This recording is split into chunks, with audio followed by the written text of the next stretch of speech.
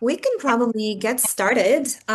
Without further ado, thank you all for coming tonight. I have a special thing prepared for you. I'm calling it a masterclass, so I'll just give you a behind the scenes look at how I approach it and how I work with clients. And then towards the end, I'm also going to share a little bit about my program. So if you wish to hear about that, you can stay until the end. So my name is Desi Shakni. I am a life and relationship coach. I have been doing this work now for a few years. I was in corporate for a long time. I had a career in marketing leadership in the software industry, and before that in the publishing industry. So I transitioned into being doing this work, working with clients on dating and relationships because I am very passionate about it. And I've had my own journey, having been divorced about 14 years ago, with being a single mom and going through all of the stages of looking for a partner, dating different people until finally finding my partner now that I'm with and building something that I see a long-term vision for. And we can kick off. So what you're going to learn tonight is going to be a combination of two things. One is the identity that you are being as a person, as someone who is looking to find their partner. And then the second part is the strategy. So the strategy is comprised of all of the ways that you're meeting people, that you're navigating the process, etc. So we're going to get into the two different parts one by one. I'm going to ask you a few questions. There are definitely some typical dating hurdles that all of us go through. So let me know if any of these resonate with you. We're going to start with number one. It's all about meeting people. Who believes that the reason that they're not in a relationship right now is because they just don't know how to meet people, where to meet people, or they're just not meeting enough people? Let me know in the chat if that's something that you guys are going through. So lots of people think that it's about meeting people, right? So yes, meeting people is part of it, obviously, but it's not the only thing that's important. So I'm going to touch on that a little bit more as we go through. The second one is it should take less time than it actually does. Who's kind of felt like they've done so much, put so much effort into their dating life, and it's like, why is it taking so long? Why does it take up so much time?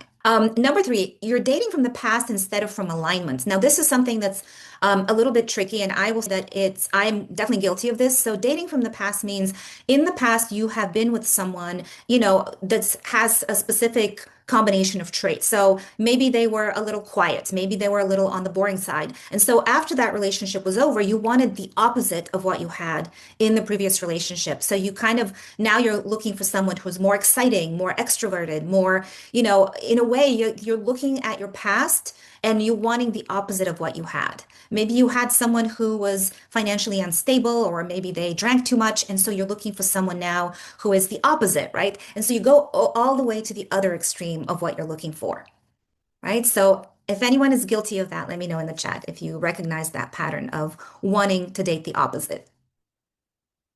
Yes, totally agree. Done that in the past. Yeah, yeah, yeah. So this is a common one. The next one is rushing the process. So this is where we meet someone that we actually feel excited about, and we just can't wait to get to our destination, to get to the next milestone in the relationship. And so we're kind of wanting to rush through some of the early stages, maybe because we feel that there's really strong chemistry, strong attraction, and that's kind of propelling the desire to move it along, a little bit faster than you actually should, right? Before you even get them before you even get to know the person, right? You kind of have an intuition or an inkling, or just your instincts are saying this could be the one, and then you start pursuing and chasing and wanting to develop something very quickly. Okay. Cool. The fifth one is underestimating the number of people that you have to meet in order to actually find the right person, or maybe even just relying on too few channels through which to meet people. So number five, underestimating how many people we need to meet, right? And this is very common. I think lots of us think that if we've met 10 people, that of the 10, there should be someone among the 10 that is truly aligned with the partner that we're looking for, but that's not the case. And I'm sure you guys have experience with that. Okay. How about number six, which is not having a real framework, a real way of knowing how to vet people quickly and choosing the right person. And what ends up happening here is maybe you stay for too long with the wrong person. You don't really know, are they the right one for you? How do you know whether they're right or wrong? You just kind of go with the flow and you think things are going to, reveal themselves, but you don't really have a clear way of knowing whether someone is right or wrong. Yeah. Okay. And then number seven, you're dating from scarcity. So I know at our age, there is a smaller pool of single people, right? It's not the same as it was when we were 20s or even 30s. Over 50, the pool is definitely smaller. And so people tend to think that there's just not enough people out there for me. And again, like that is a belief. There are many people out there who are looking for their partner. At the heart of it is you're not looking for many people. You're looking for one person. That's all you're looking for. And so, yes, the pool is smaller, but the pool keeps replenishing. New people keep coming on the market who are also interested in finding their partner, right? Okay. And then number 8, you get discouraged and you just want to give up altogether. It's just too much work. Has anyone reached that point? Yeah, 6, 7, and 8. Absolutely. Yeah, yeah. You just start wondering, like, this is not going to happen for me. It's just too much. And I want you to notice that I'm sure the answers to this question, whether you've dated for 8 years, 8 months, or 8 weeks, lots of people reach that point of exhaustion, even if you haven't dated for very long. So it can get overwhelming. It can get just to be too much. Yeah. And when you say it's too much, what do you guys mean by too much? What exactly is too much? Is it that it's too much time, too much effort for no ROI? What is it about the process that is too much? I can see, someone saying too many duds, but yes, you just start to get mentally exhausted because it's a process, right? And we don't control the timing. We control two things. We don't control the timing of when we meet our person, but we do control two things. We control how we show up. So obviously, this also comes to mindset. We control whether we participate in the process or not, right? So we control our mindset, how we show up, and we control participation. Staying open, staying curious, staying, you know, um, in the possibility that you can actually meet someone versus deciding it's over. Yeah, I mean, Paul, this is precisely what I'm saying. Like you underestimate the number of people you have to meet. So Paul says, I've had 35 matches over 8 months, only 6 wound up as dates, and 2 I've had second dates with, right? So you guys see how the numbers work, right? 35, 6, from 35 matches, you get to 6 dates, and from 6 dates, you actually even fewer second dates, etc. So based Um, on that math, I have to do about 7,000 dates or well, 7,000 matches. you're looking for a needle, your perfect needle. Okay, so let's go to the next slide. So I work with this formula, and I did not invent this. This is a concept that has existed for many years. A The fabulous idea, polynomial. I love. well, what did you say? I said it's a fabulous polynomial. These are. Polynomial. I see. This is Got it. great. This is Okay, so this is the formula for anything you want. Like think of a result that you really want to create, a result that you want to declare.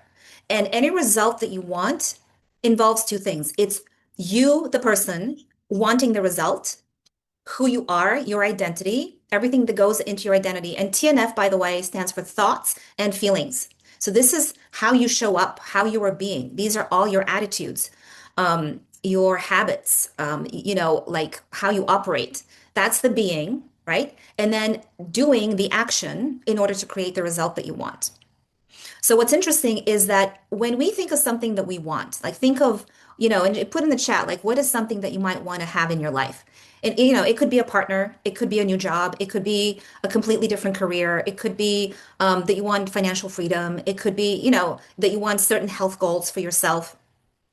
What happens is our brain immediately goes to the A, which is the action, right? And I have it here as action cubed because action is not like action one time. It's persistent action, it's committed action, it is consistent action, right? We have to do the action in order to create the result.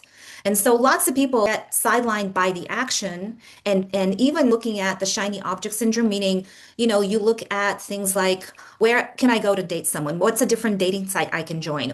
Is there a new speed dating event in my area? Is there, so you go into the action mode, but really in the end, what really matters is who is doing the action. So it's how you are being. That determines whether you get the result or not. It's not so much doing the action because different people can perform the same action and get a completely different result, right? So the formula is you, the being, is doing the action in order to get the result. So think about how you were being. Who are you showing up as in the dating world? Are you showing up as the performer? Are you showing up as the rescuer?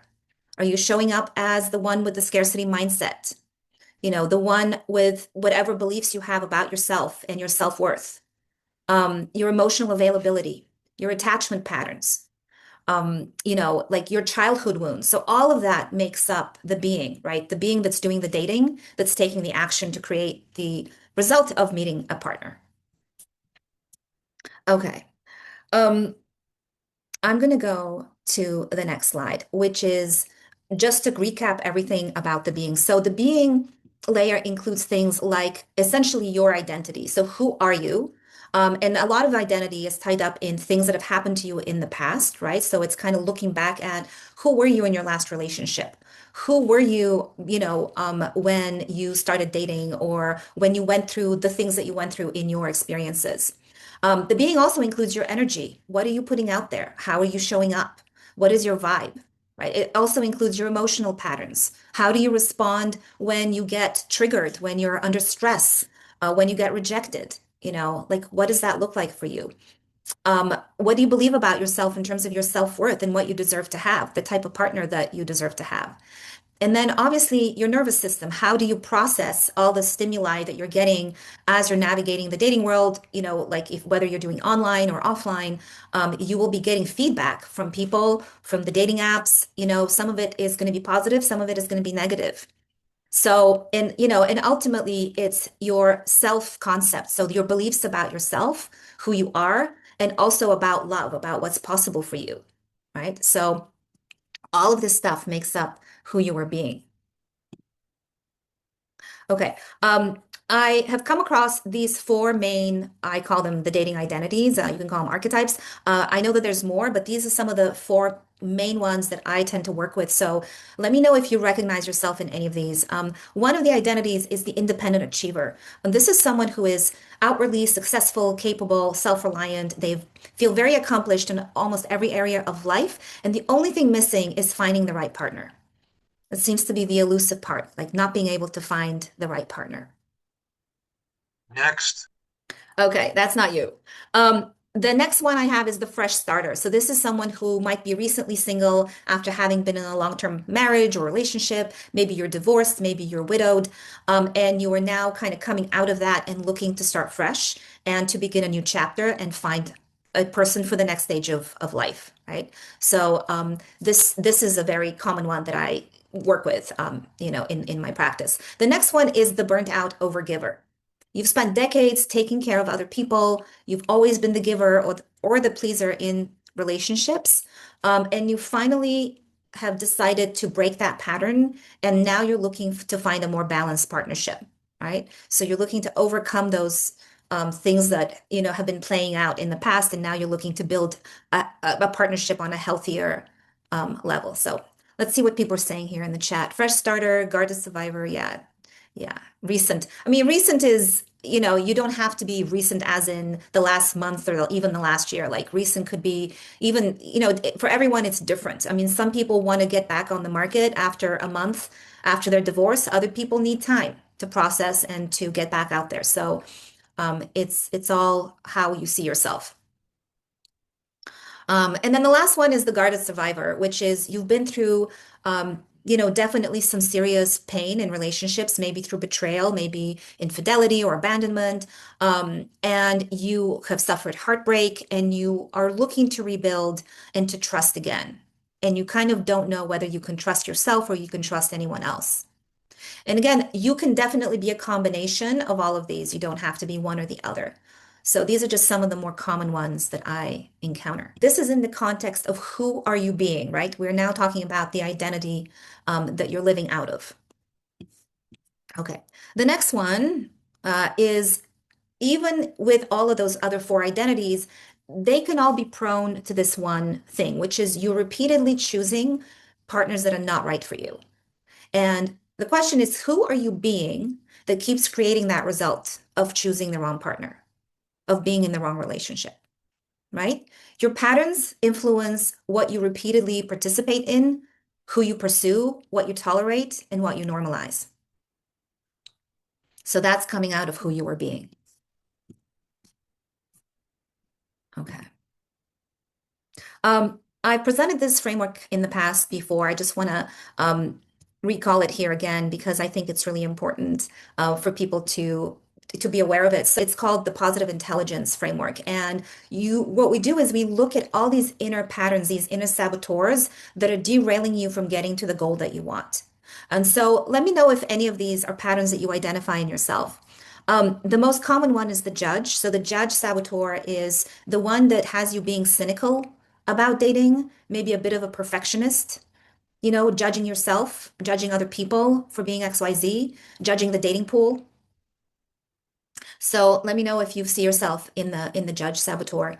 The pleaser is the one that keeps overgiving and that kind of abandons their own needs because they want to please the other person. They don't want to lose the one that they're with. So they tend to minimize their needs and then please others. The hypervigilant is the one that has all the scanning for danger, right? Feeling the anxiety when something feels a little bit off and making fear-based choices. The avoider could be emotionally unavailable, not really participating fully, avoiding even just putting themselves out there, avoiding rejection, avoiding the apps, avoiding meeting strangers, or it could also be avoiding, even if you are actually dating, you could be avoiding having a difficult conversation, because it just feels uncomfortable.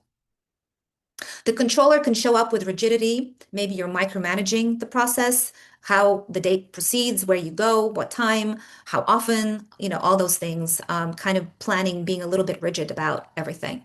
And then the stickler, is the one that has the impossible standards. And again, like we don't want to say that you have to lower your standards. There's a difference between having standards that meet your needs and having completely impossible standards, right? So we want to be somewhere in the meeting your needs, having realistic standards.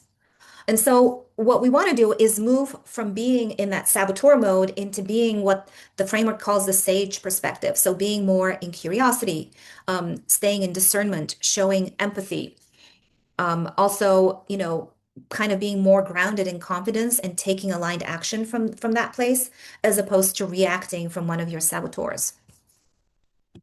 By the way, guys, if this is something that is interesting to you and you would wish to find out more about how which saboteur is dominant in your pattern, there is a test that you can take. It's on this website. It's positiveintelligence.com/saboteurs. You can take the test and you will get your results emailed to you. It's completely free. It takes about 5 minutes. And then if you wish to book a free session with me to unpack the results, you are welcome to do so. I'm happy to do that with you, to take a look. Okay. So that was really, what we focused on so far is this beginning, you know, part of the equation, the being part.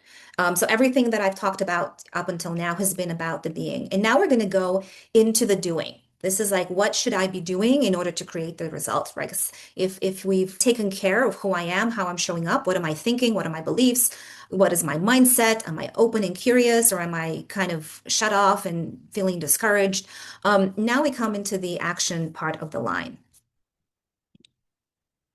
Okay, so I wanted to cover off on the different stages of a relationship and how it progresses. Um, so this, I'm calling it the relationship journey. If any one of you is in business, we talk a lot about the customer journey. So I'm calling this the relationship journey. And similar to a customer journey, the person that we are looking to meet initially before we meet them, they are just a stranger. They're out there in the world. We don't know them. We haven't met them yet. We don't know where they are, but they're somewhere out there, right? And so what we want to do is get to actually, connect and meet with the strangers so we can convert them into being a curious prospect. So if you think about this initial part, this could be matching with someone on a dating app or seeing someone somewhere at an event, looking across the way and identifying someone, maybe, your eyes meet or something like that. And so you become curious to get to know the person. The next stage is the interested match. So now you've already connected. Maybe you have exchanged some texts. And so you're continuing to explore to see, is there really enough there for you to want to continue deepening and getting to know each other more? So this is the interested match. In this part of the journey, you're still seeing and matching with other people, right? You're not yet exclusive. So you could be exploring interested matches, a number of different people. It doesn't mean that you just have one. Eventually, one of these interested matches um, will convert into an exclusive relationship. And so you will continue to deepen the knowledge, the experiences, looking at compatibility, looking at whether you want to continue progressing it. Eventually, that will become a committed partner. And from then on, it's building the long-term relationship. It's the co-creation of a relationship, right? And so each of these stages of the journey, there are different actions that you're taking in order to move from one stage to the next. So in action one over here, this is the scouting phase. You're actually scouting for potential matches. You're looking at venues, dating apps, places that you could potentially go to meet your person. So this is the first stage of the relationship. And I know a lot of you are in this stage right now. So let me just say yes in the chat if you identify yourself as being in the scouting stage right now. So you haven't met people yet that you have matched with. You're still looking to meet more people. Yeah, lots of you are in this stage, in the scouting. Yes. Where do I meet my person? How do I meet them? Where do I go? What do I do? Right. Okay. The sorting stage comes when you have some curious prospects. So this is the point where you've actually met some people and you're now sorting them to see like, oh, do I want to continue talking to them? Do I even want to initiate a conversation? Or am I sorting them into, yeses and nos? And so you're kind of like deciding whether you want to pursue a connection with someone or not. Okay, so that's the sorting phase. And I think this is probably the shortest phase is once you meet people, deciding whether you even want to invest in someone or not. If they've met your sorting phase, they now move into the screening. So this is where you have an interested match and you're screening for whether they meet your needs, whether they meet your values, whether they're compatible, whether you have a true connection with them or not. And so you start to deepen, that relationship with them. This can be done, obviously in the screening process, you could be texting, you could be chatting with them on the phone, or you could be meeting them on actual dates. And so the screening process could take a relatively long time until you decide that you want to actually make the relationship exclusive. So again, the screening phase is knowing how to vet people, knowing what to look for, understanding yourself, understanding how to read signals by others so that you're not spending too long in that screening phase, right? So you can decide, do I want to get to the next phase or is this not the right match for me? And then beyond the exclusive relationship phase, it's now you enter the testing phase, which is you continue to get to know the person. And I don't know if I love the word testing, but in the end, it is a process of evaluating. Maybe that's more accurate to say the evaluation phase. If you are, truly compatible, if you have what it takes to build a long-term viable, sustainable relationship. Um, and before I go into this slide, I just want to stay here for a second. And, is anyone in reach the screening or the testing phase? Tell me if you see yourself in any of these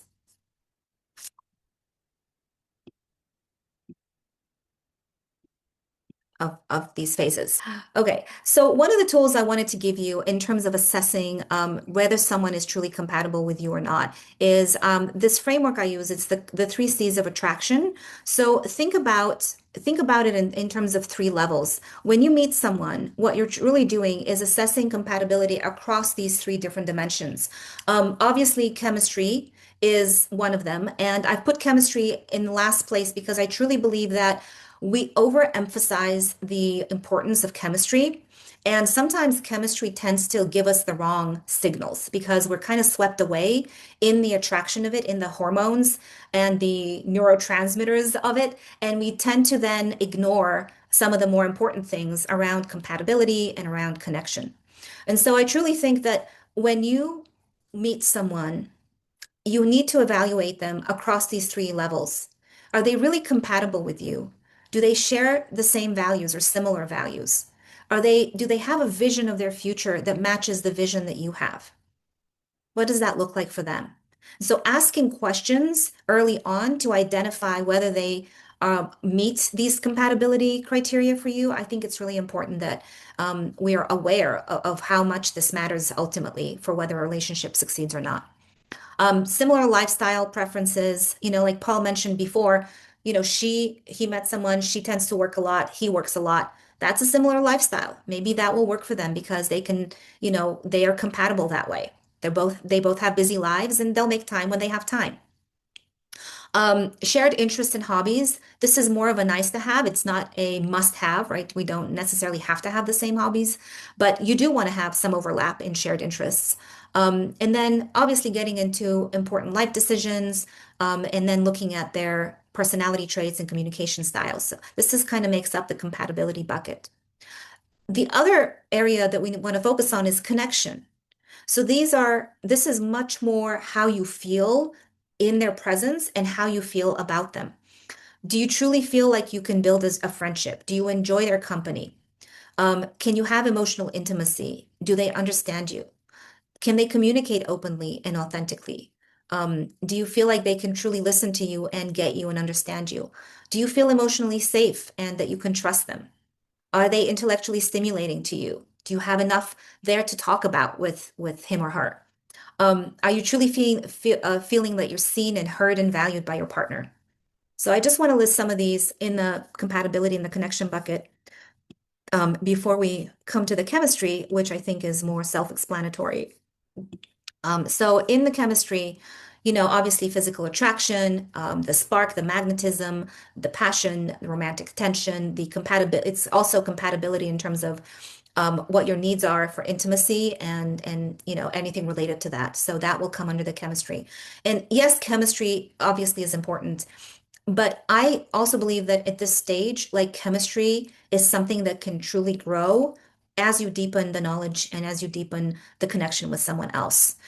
It doesn't mean that if chemistry starts out at 0, it's probably unlikely to grow. But if chemistry is somewhere around a 4 or a 5, there's enough there that you might want to be curious and open about exploring with someone, because you just don't know which way it's going to go. And it's kind of, as you go through each subsequent date, it's assessing, is the chemistry, increasing or is the chemistry fading? And that can kind of be your barometer in terms of assessing whether, and this is just a framework, but I do want to point out that you need all three to work in order to have a truly fulfilling relationship with someone. If you only have two of these components, if you only have, the connection and the chemistry, but you don't have the compatibility, or the other two and no chemistry, eventually the relationship will fall apart. And so it's really important that we tune into ourselves and understand whether we are truly compatible with someone across these levels. Okay. And just to kind of summarize, your dating results are truly a mirror of your identity and your emotional patterns. And so if you look at your mindset, if you have fear of rejection, if you haven't really explored your attachment wounds, or maybe you doubt yourself and you don't really feel confident, you will be creating the result that you have, which is, truly the mirror back of your self-image. Your self-image ultimately determines your partner quality. Who do you attract? Who do you settle for versus not? It's also a function of your emotional regulation. Dating requires a high level of emotional awareness and mastery over your own emotions, especially the way that you soothe yourself, because there's so many instances in dating that trigger our, even for those of us who might be more leaning securely attached, dating creates situations where you could become anxious, right? And so having a way to regulate your nervous system to self-soothe is so important. And again, what are you putting out there in terms of energy? How are you attracting people? What is your energy and your vibration say? Like, who are you calling in? So all of that is important in how you are finding someone to attract or not. Okay, so I want to transition at this point, tell you a little bit about this group program that I'm kicking off next Monday. You are welcome to stay if you want to hear about this, or if you're not interested, you are also welcome to go. But I did want to share this for those of you who might be interested in working with me in a small group. I typically work mainly with private clients. I am opening up this group. I do it twice a year. It's not something I do very often. So I am starting this off next Monday, and it's a group of 10 people max. So it's a very small cohort of, it's both for men and women. I think there's a benefit to sharing and, having the two perspectives be in the room. And if any of the ideas or work that I've covered so far resonate with you, if you identify yourself in some of these patterns and that you want to change the result that you're ultimately creating, I would encourage you to look into this and to see if it's something that you want to, invest in and commit to. It's a 12-week program. And again, like I take you into the two parts that we covered, into the being part, so becoming the kind of person capable of healthy love, and the doing part, learning how to date effectively and to discern wisely. And so we will be doing work both on the being and the doing. I'll be giving you all kinds of tools that you can use, including online dating, including offline dating, and how to do it more effectively, and ultimately to build and create a relationship that you truly want to, investing and feel fulfilled in. So this follows my dating blueprint with the different stages of dating, which we begin with somatic work with regulating your nervous system and taking care of stress. How do you care for yourself in when it gets stressful, when it gets, when you feel overwhelmed, when you feel like you just want to give up, it's just too much. So we work through all of these things in the initial half of the program. And so you will be learning tools to manage your mind, kind of upgrading that mindset. You will also be working on identity and being the chooser in the relationship so that you don't end up settling.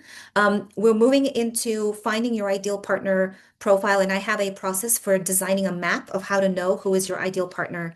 And then we go into the dating ecosystem, which is, again, the better the ecosystem of finding aligned matches, the more success you're likely to have. We're going to be using the process of scouting and sorting, screening, and evaluating or testing to know who is right and who isn't, and eventually build the momentum and relationship skills to take it further. So all of that is going to be included in the blueprint. And that's it. And so this is essentially what I wanted to give you an overview tonight.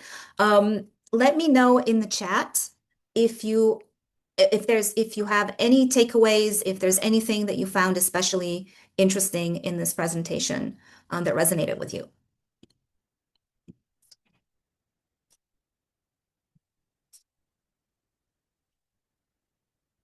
I will paste, by the way, I'm just going to paste the links in here so that you can decide if you want to check out the website or even check out the Saboteur test. And you can take the test. It's like a 5-minute thing. And then I offer a 30-minute consultation. So if you're interested in the test, or if you're interested in taking or finding out more about my program, you can also contact me and book a session, and we can discuss the details behind that as well.